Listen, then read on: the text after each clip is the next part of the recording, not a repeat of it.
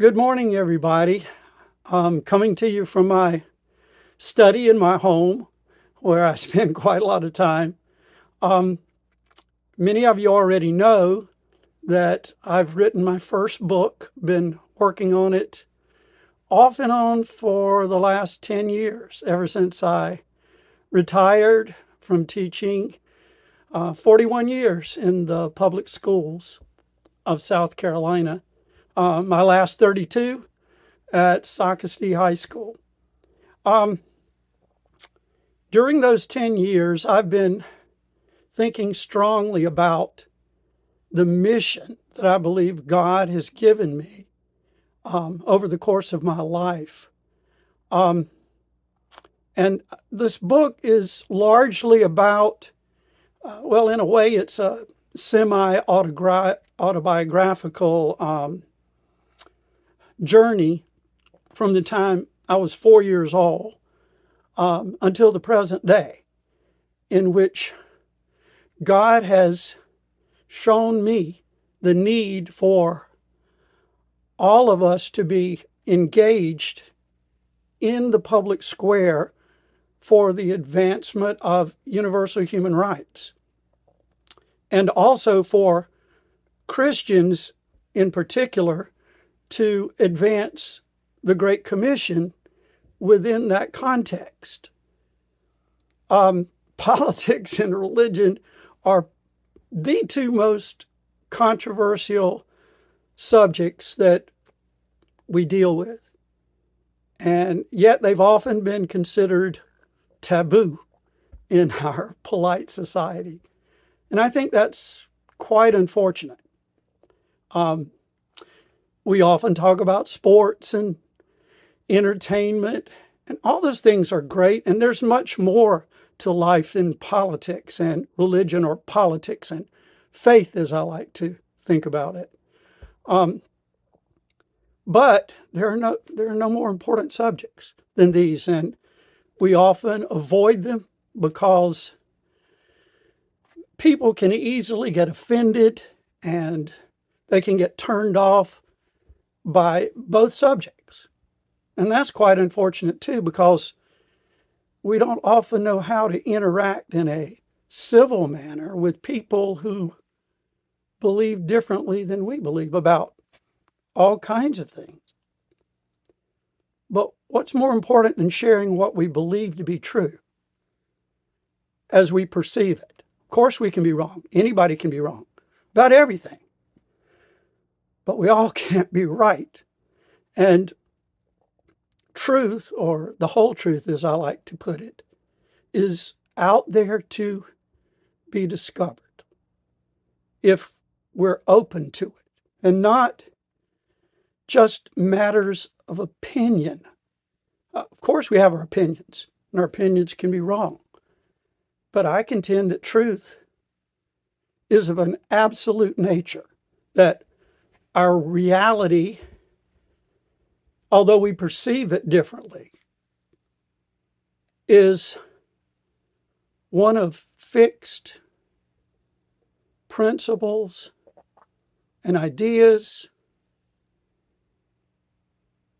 all conceived in the mind of God. As I see it, this world is either by accident or design. And all the evidence that I can find through science, philosophy, history, various religious contentions, any subject you want to name, leads us more towards the design idea as opposed to accident. I think that's very well presented through the creation itself, through what we see, that which is self-evident. And I believe that that general revelation is what should largely drive what we do with our civil governments. Not impose any kind of special revelation through a particular religion or faith, in a civil government, we should hold to universal human rights, which are God-given and I think clearly seen through the creation. Natural law. Now, of course, I believe as a Christian that God gives us even more insight through the Bible and how he's revealed himself in history through the person of Jesus Christ. Many have different ideas about Christ. There's all kinds of reasons they have for their belief or non-belief. But I contend that he was the Messiah. He was the Christ. And God went to extraordinary lengths to give us evidence, historical evidence, archaeological evidence, oral evidence, historical evidence that could stand up in a court of law, not the kind of evidence that you'd get just through science, which has tremendous value. But because science is something that has to be largely replicated through the scientific method. Some things lend themselves to that more than others. Other forms of evidence, like in a courtroom, would be evidence based on that which would be seen as being beyond a reasonable doubt, or on a preponderance of the evidence. Evidence that is not necessarily, it doesn't necessarily fit into the scientific paradigm of replication and the scientific method. Though, as I said, that has tremendous value. We shouldn't neglect science. Science is extremely important. But logic is important. Rational thought is important. The development of reason using all kinds of disciplines is important.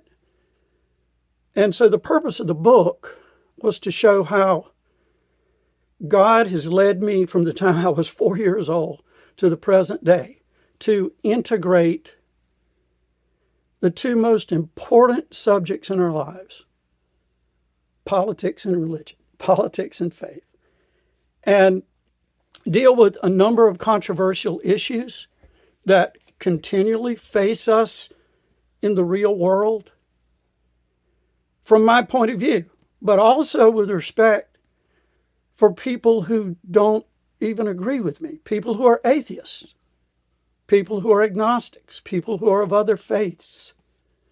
There's room for everyone in a civil society to express what they believe, what they think, and act upon it up to the point that they interfere with the rights of other people to do the same.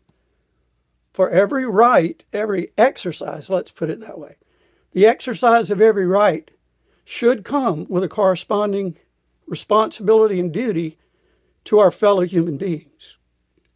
No one should be browbeaten or Bible thumped into believing the Christian faith or anything else. Reason followed by passion. Life should be full of both. But we should let our passion follow reason and not let passion alone drive what we do. We all exercise faith, whether we are Christians, Hindus, Buddhists, Muslims, Taoists, agnostics, even atheists exercise faith. Those pure scientists exercise faith in their paradigm of trying to discover truth. No one is exempt from exercising faith. We all have faith. in something, someone, or nothing. So I think it behooves us to take reasonable leaps of faith, not blind leaps into the dark. So I explore a lot of this in my book. Oh, let me show you. This is the cover. History Teacher on a Mission, an American Apologetic. And you notice upside down, distressed United States flag. But behind it is a brick wall. Firm foundation of support for something our brilliant founding fathers and framers of the U.S. Constitution, very imperfect white men with limited worldviews for their day and age, filled with prejudices, historical and otherwise, which put them in a time and place as imperfect men to create an imperfect nation, but an exceptional nation. The first natural rights republic in the history of the world. One based on the thesis that Jefferson puts forward in the Declaration of Independence, that all men, and now we definitely include women, women were not given their full rights and due at the time of the founding, but all men and women are created equal. They are endowed by their Creator with certain unalienable rights, not given by man or government, but by God. And that to secure the rights of life, liberty, and the pursuit of happiness, government, according to Jefferson, and I contend he's right, that government is to secure and to protect those God-given rights. Jefferson was not a professing Christian, at least not one who believed in the divinity of Jesus Christ. He and others saw God differently. They came together, some as professing Christians in the way we often think of Christians today and their belief in historic Christianity. Deists, who most did not believe that at all. There were some Jews involved at the time of the founding. There were Freemasons who had different conceptions of God, some being deists, others being Christians the way they saw Christianity. But anyway, it was not in the Declaration and then the subsequent Constitution, which was founded on the principles that Jefferson and the founders at the time of the Declaration put forward. The Constitution and the Declaration were based on the idea that rights came from God. This was not a Christian nation in terms of its founding, even though there were many Christians involved and there was a lot of integration of church and state, especially at the state levels. And over time, that Christian specific imposition in many cases on the general populace was gradually removed so that freedom of religion that we put into our Constitution and our First Amendment would be for all people. And we've been working on this. We've been working on this to try to create a more perfect union, because we weren't perfect at the founding. We're not perfect today. And there's been many mistakes that we've made through and through our history. Much to be ashamed of, but much to be proud of as well. Not thinking that we were better than anybody else, or that our nation was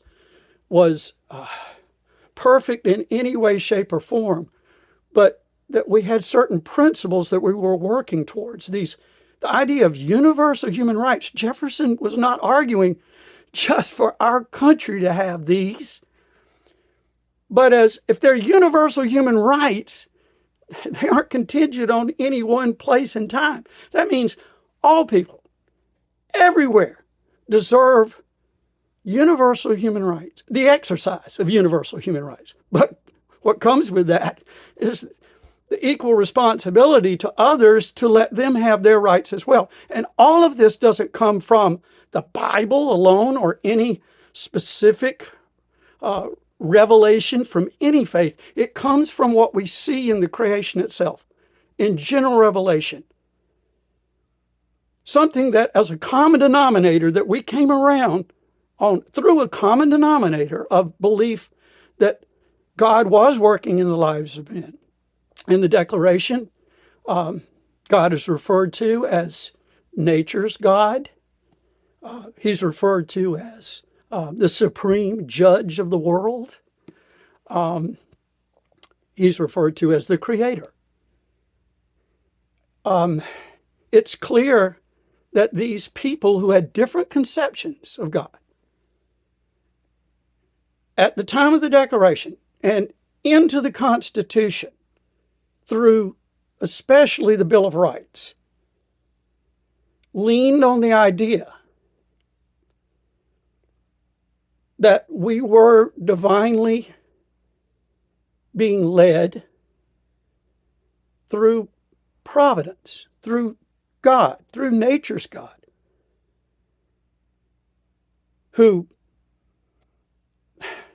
would take us in directions that maybe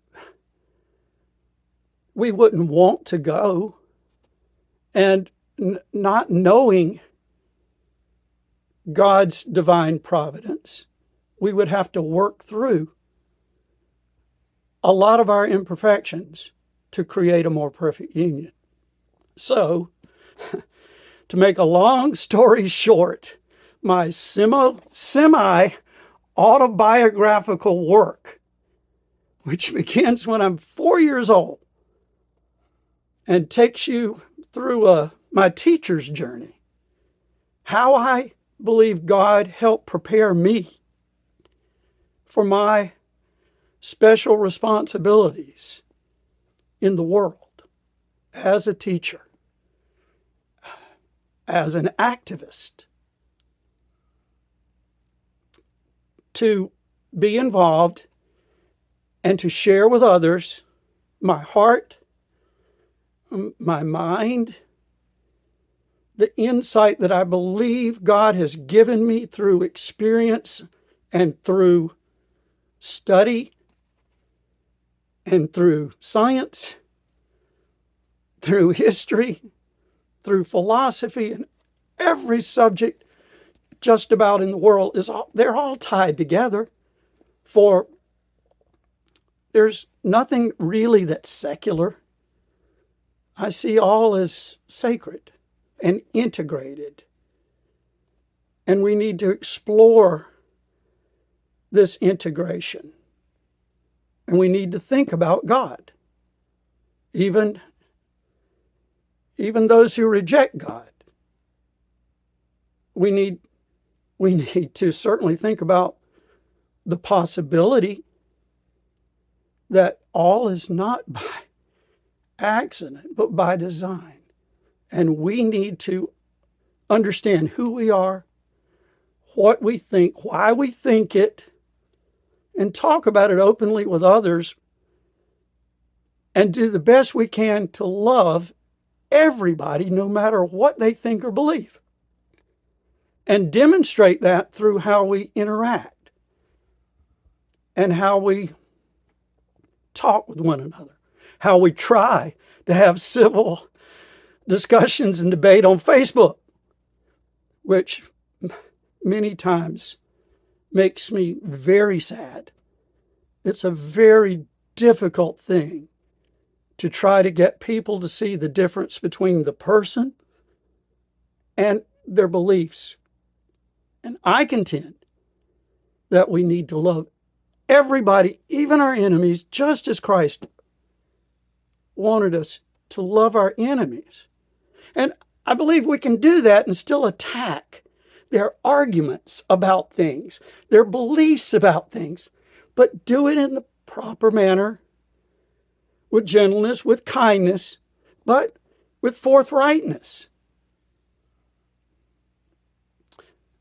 I contend that the truth is naturally offensive to anyone that doesn't want it.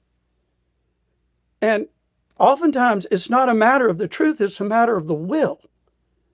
Do we really want to know what is true? Do we really investigate what is true? Do we really, many of us may not even want it because we think we can do things better and do things our way. And to me, that's tremendous arrogance and shows tremendous pride in our own abilities, our own intellect. And I contend that we should be aspiring for wisdom. And I say that wisdom starts with humbling ourselves. Excuse me. Humbling ourselves.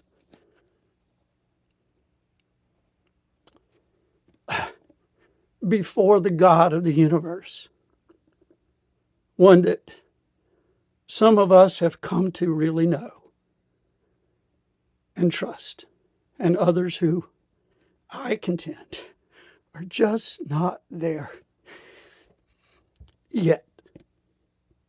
So, anyway, many controversial subjects in this book. Things that are going to make you extremely mad, extremely angry, extremely upset, because I'm telling you what my bias is, but I'm also telling you why I think what I think, and arguing that you should be able to do the same, even if you disagree with me. By having civil conversations, iron can sharpen iron, and maybe we can even change our minds at times. I know a lot of people say you can't do that, but one can't do that. You can't change your mind. It doesn't ever make any difference if you say something or write something. Everybody's just going to continue to think what they think. Well, I want you to know that I've changed my mind several important times in my life. I share some of that in my book. I was once a transcendentalist. If you don't know what that is, read a little Emerson and Thoreau. And I still value a lot of their ideas. I just didn't come to the same ultimate conclusions as, or what they came to in their thinking.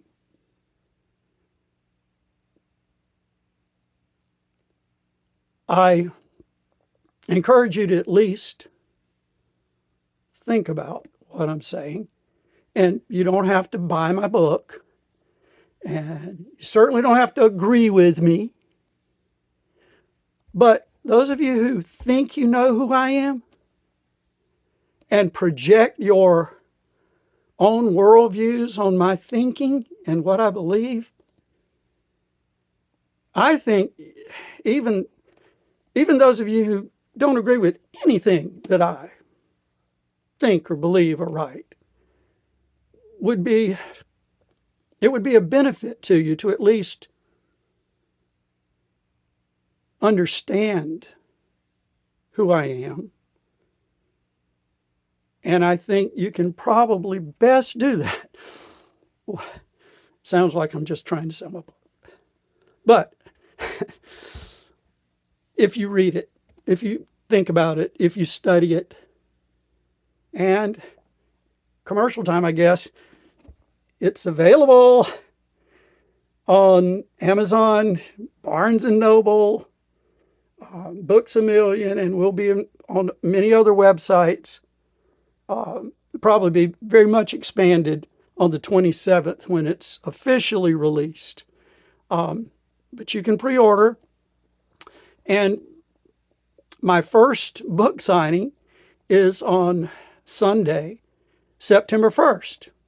That's not far away. And it's going to be at Barnes & Noble in Myrtle Beach at the Market Common between 2 and 5 in the afternoon. So I guess I'll leave it at that. This is an unedited video, my first take. So I'm sure I'll look back at it and see a number of things I would have liked to change. But you might as well see my imperfections because I see them every day when I look in the mirror. God bless you. Have a nice day.